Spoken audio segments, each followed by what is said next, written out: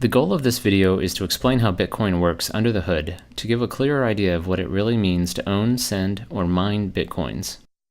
First, a brief high-level overview of what Bitcoin is. At its core, Bitcoin is just a digital file that lists accounts and money like a ledger. A copy of this file is maintained on every computer in the Bitcoin network. These numbers don't represent anything in the physical world. They only have value because people are willing to trade real goods and services for a higher number next to their account and believe others will do the same.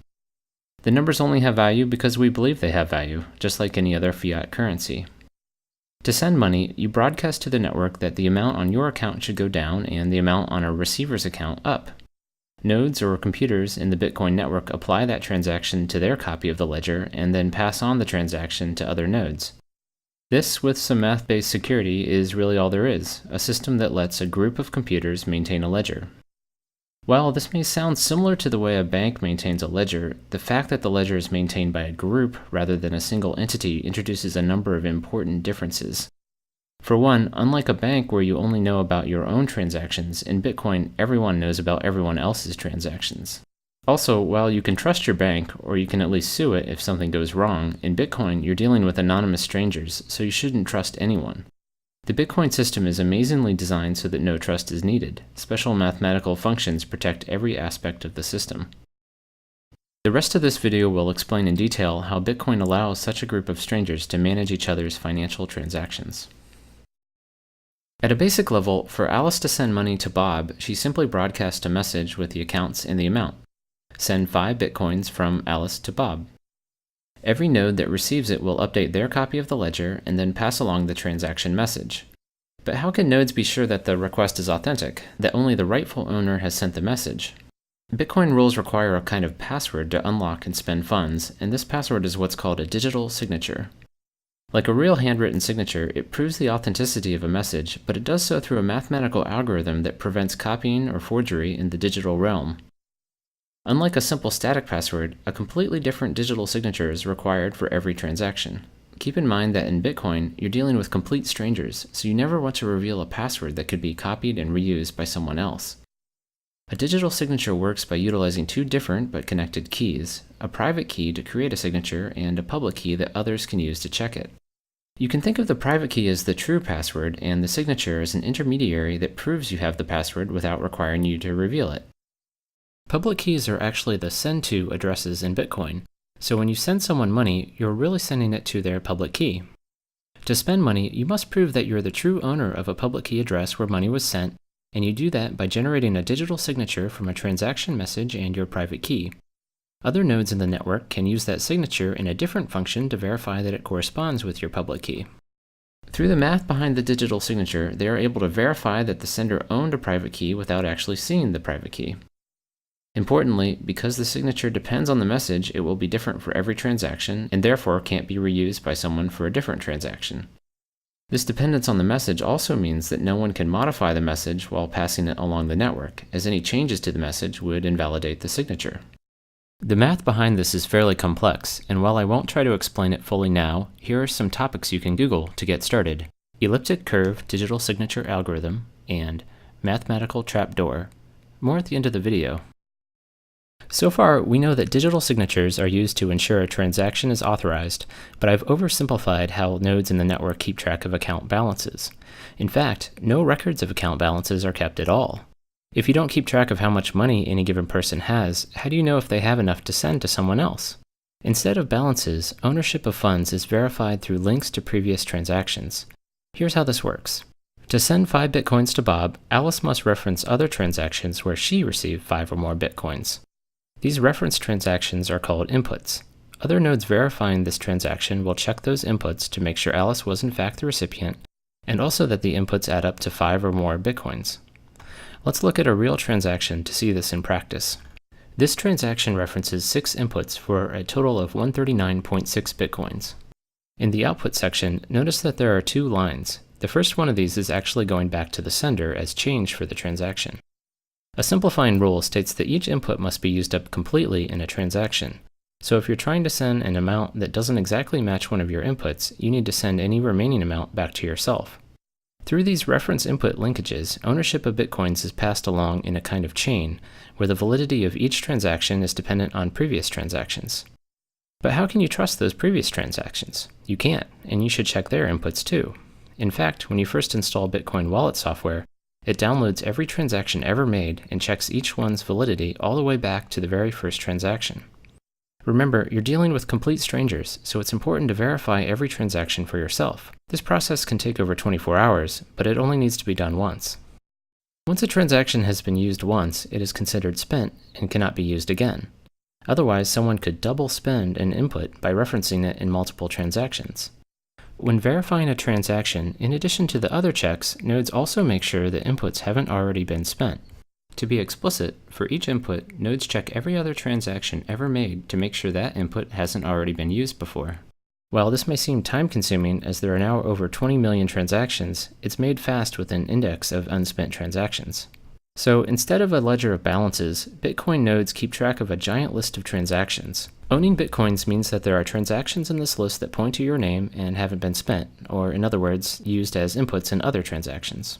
One interesting consequence of this ownership structure is that figuring out your own balance requires iterating through every transaction ever made and adding up all your unspent inputs. Another interesting note about transactions is that the system can support more complex ones than simply sending funds to one person.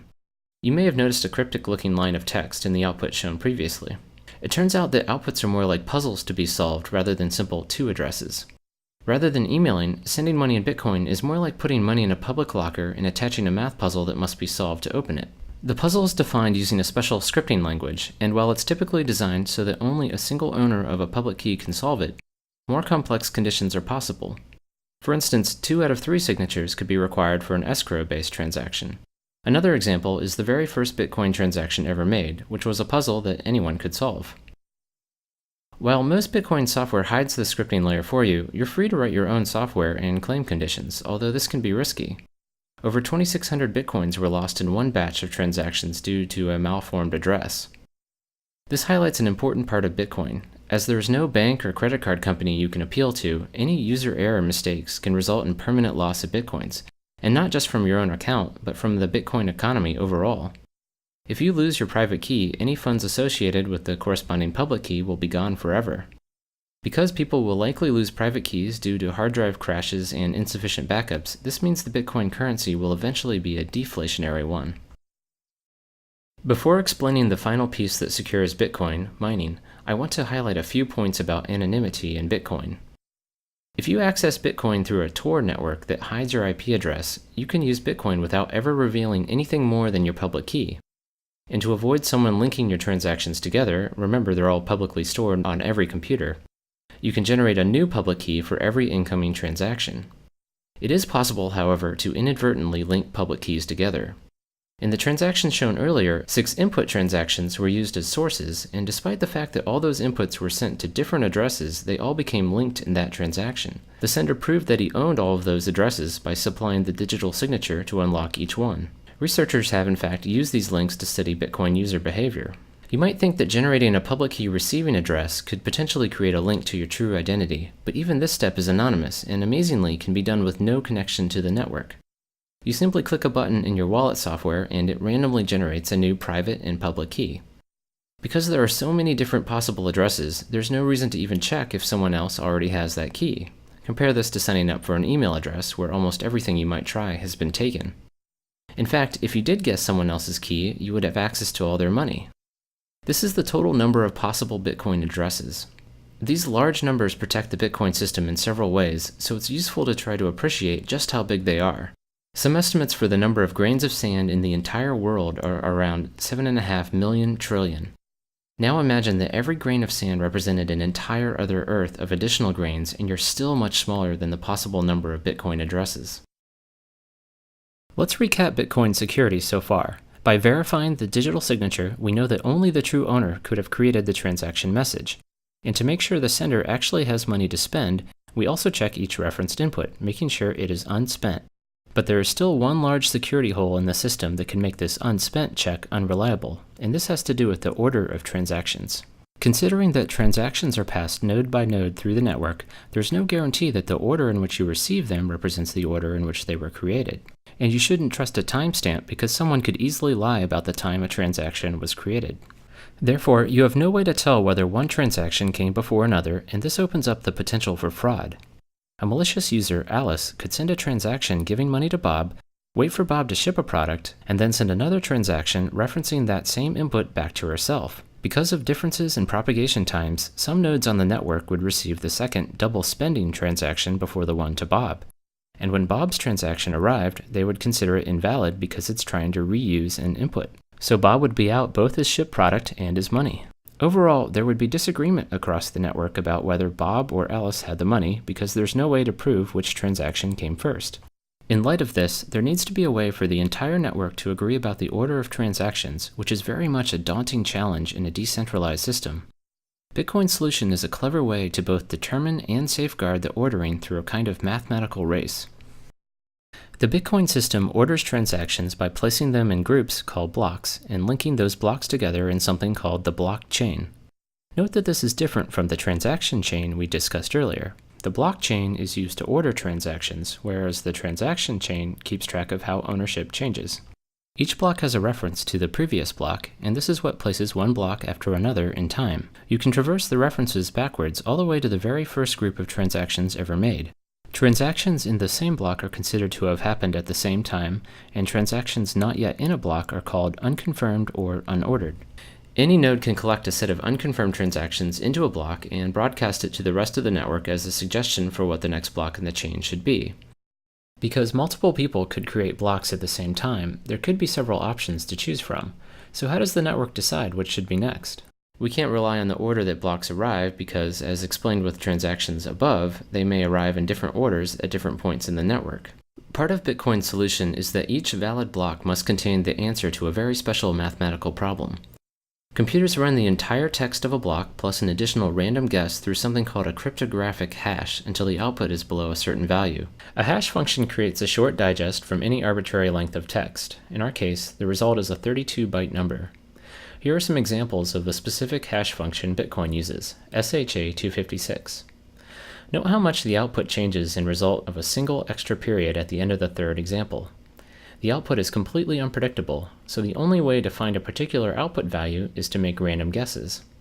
It's very much like guessing the combination to a lock. You might get lucky on your first guess, but on average it takes many guesses. In fact, in Bitcoin, it would take a typical computer several years of guessing to solve a block. With every computer in the entire network all guessing numbers, it takes about 10 minutes on average for someone to find a solution. The first person to solve a math problem broadcasts their block and gets to have their group of transactions accepted as the next in the chain. The randomness in the math problem effectively spreads out when people find a solution, making it unlikely that two people will solve it at the same time. Occasionally, however, more than one block will be solved at the same time, leading to several possible branches. In this case, you simply build on top of the first one you received. Others may have received the blocks in a different order and will be building on the block they first received. The tie gets broken when someone solves the next block. The general rule is that you always immediately switch to the longest branch available.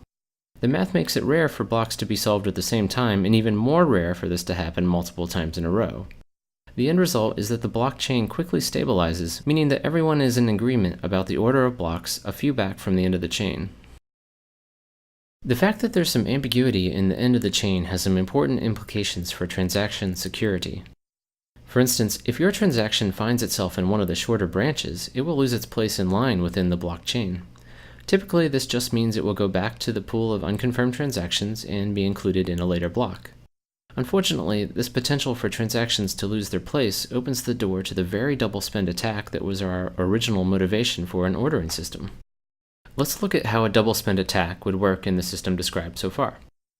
A fraudster, Alice, sends money to Bob. Bob then waits for the transaction to get confirmed into the blockchain and then ships a product. Now, because nodes always switch to a longer branch, if Alice can generate a longer branch that replaces the transaction to Bob with one to someone else, his money will effectively get erased.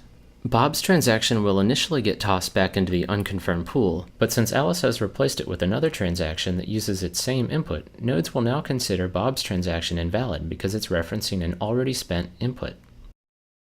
So how does the ordering system prevent Alice from defrauding Bob? You might think that Alice could pre-compute a chain of blocks to spring on the network at just the right time, but the math puzzles in each block actually prevent this. We need to look a little deeper into the cryptographic hash explained earlier to fully understand why.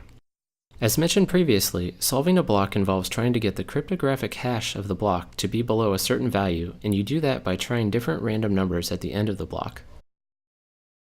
Once solved, the hash output is like a fingerprint that uniquely identifies that block. If even a single character in the block is changed, the block's hash would be completely different, just like we saw before when an additional period was added. The hash output or fingerprint is actually what's used as the previous block reference. One result of this is that there's no way to switch out a block in the middle of the chain, because the hash value for the new block would be different and the next block's reference would no longer point to it. And subtly, but even more importantly, a block cannot be solved before the previous block is solved. The previous block reference is part of the text that goes through the hash function, so any changes to it would require resolving. Getting back to Alice, this is why she can't pre-compute a branch. She can only start solving blocks once the block she wants to build on is solved and its hash value is known. She is therefore in a race with the rest of the network until Bob ships a product, which is when she wants to present a longer branch.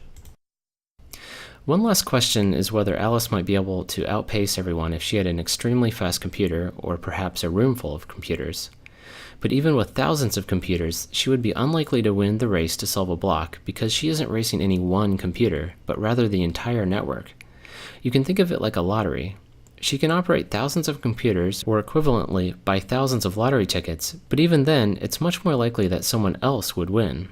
She would need control of half the total computing power in the entire network to have a 50% chance of solving a block before someone else, and much more to have a high probability of winning several blocks in a row faster. So transactions in the blockchain are protected by a mathematical race, one that pits an attacker against the entire rest of the network. A consequence of blocks building on top of each other is that transactions further back in the chain are more secure. An attacker would have to outpace the network for a longer amount of time to carry out a double spend attack, replacing a block further back in the chain. So the system is only vulnerable to a double spend attack near the end of the chain, which is why it's recommended to wait several blocks before considering received money final. One last comment on the blockchain before explaining the final pieces of the Bitcoin system. Amazingly, nothing described so far requires any trust. When you receive information from strangers in the Bitcoin network, you can check for yourself that block solutions are correct. And because the math problems are so hard, you know that there's no way any attacker could have generated them on their own. The solutions are proof that the computing power of the entire network was brought to bear. Now that we've discussed how money is transferred through digital signatures and transaction chains, and how the order of those transactions is protected in the blockchain, let's go over the final piece, where Bitcoins come from. To send money, you must reference a previous transaction where you were the recipient, but how do coins get into this ownership chain in the first place? As a way to slowly and randomly generate and distribute coins, a reward is given to whoever solves a block. This is why solving blocks is called mining, although its real purpose is to verify transactions and safeguard the blockchain. Every 4 years, the block reward is cut in half, so eventually no more coins will be released. About 21 million in total will be created. Bear in mind that you can send down to 1/100 millionth of a Bitcoin, so the total number available will likely not limit the currency's usability. Once the block rewards cease, what incentive will miners have to process transactions? In addition to the block reward, miners also get any transaction fees that can optionally be included with transactions. Right now, miners will include transactions with no fees into blocks because their main incentive is the block reward. But in the future, transactions will likely be processed in order of the fees attached, and ones without fees will likely be ignored. So sending money in Bitcoin will probably not be free, but will hopefully still be cheaper than current credit card fees. As mentioned before, on average, it would take several years for a typical computer to solve a block, so an individual's chance of ever solving one before the rest of the network, which typically takes 10 minutes, is very low.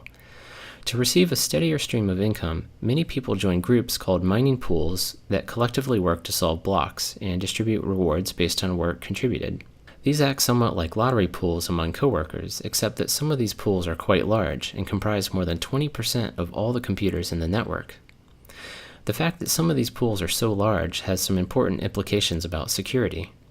As mentioned before, it's very unlikely for an attacker to solve several blocks in a row faster than the rest of the network.